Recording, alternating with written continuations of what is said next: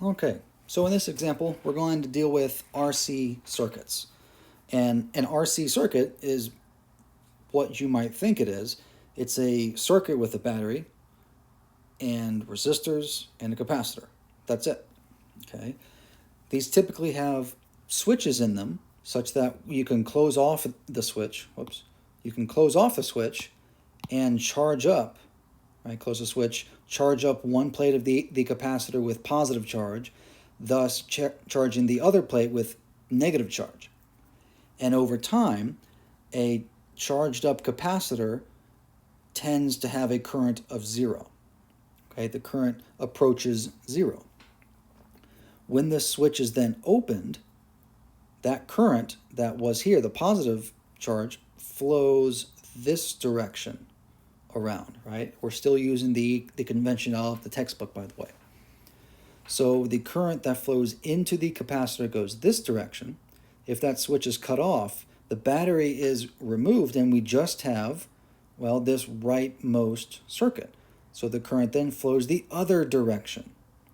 And the negative sign in the I of t expression, right? The negative, what is it, V naught over R, e to the minus t over RC.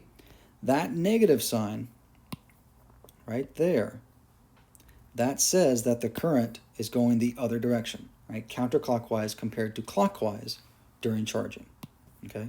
So, in this problem, the steady state occurs, right? So the capacitor becomes fully charged, and then the switch is opened at time 0. We want to find the current value across this resistor R2 after 4 milliseconds, okay? So when that switch is opened, we just have a resistor and a capacitor. So let's see. During steady state, remember there is no current in this section. The capacitor is fully charged. So that means that there's only current in this section, in that loop. So let's do Kirchhoff's loop rule for that one. We have the EMF, then a voltage drop across the R2 resistor, and then a voltage drop across R1. Notice I didn't specify currents because they're the same, right? There's just one loop. There's no node where current actually splits off. So we can find a value for this current. That's the EMF divided by the total resistance.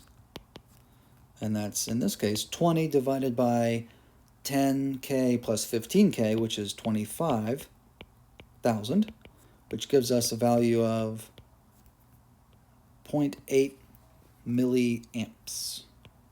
Okay?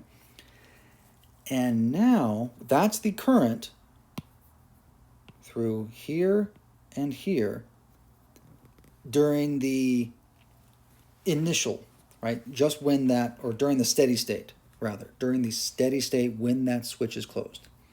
The problem wants to know when the switch is opened after that time, okay? So if you think about it, this current is kind of the maximum or the initial current when the switch is opened, okay? So another thing to note is that the voltage in this segment is the same as the voltage in this segment because they're parallel. And that's useful because we can find that, right?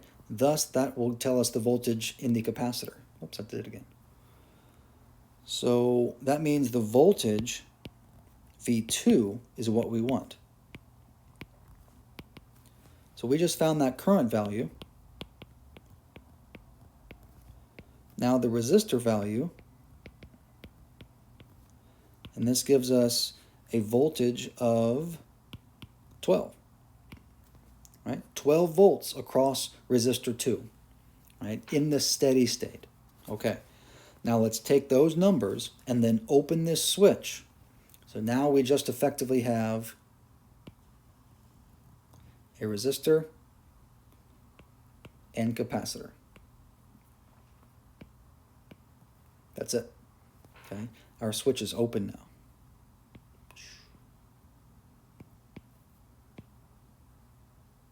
Okay, So again, there's only charge now going, we'll do it like this direction. Okay. So after that time, you can do the current as a function of time, right? It's equal to the initial times e to the minus t over the time constant, tau. Okay. Remember, this resistor is the resistor in question here, so it's R2 times C. So, let's see.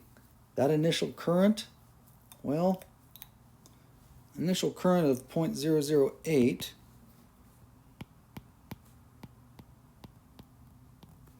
I naught times e to the negative, what's the time? Our time is 4 milliseconds, so 0.0004 divided by tau, or RC. In this case, R2, which is 15,000, times the capacitance of the capacitor, which the problem tells us is 0.4 microfarads. All right, if you plug all that in, you should get a current at the time of 4 milliseconds, a current value of, let me check my notes, 0.4 milliamps. And that's our answer.